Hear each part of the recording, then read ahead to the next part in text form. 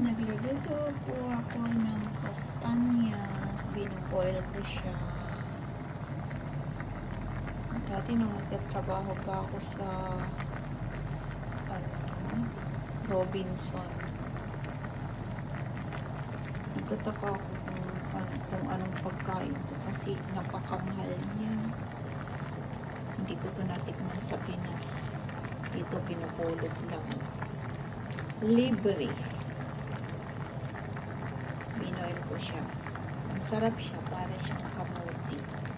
Mas masarap siya sa kamuti.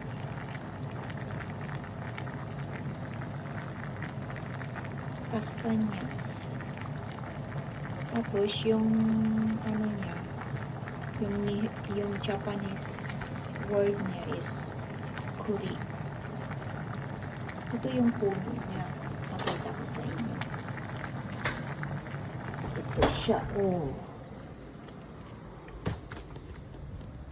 Ayan. Ayan yung puno niya. Tapos nagkakandahulog siya dyan. Kaya lang, kailangan yung mag-ingat sa ano niya.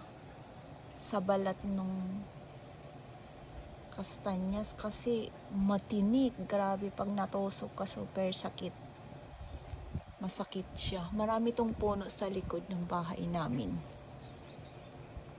Yung iba nito, bigay ng kaibigan ko. Kasi ilang beses na tong pinutulan ng asawa ko. Kaya kukunti lang yung bunga.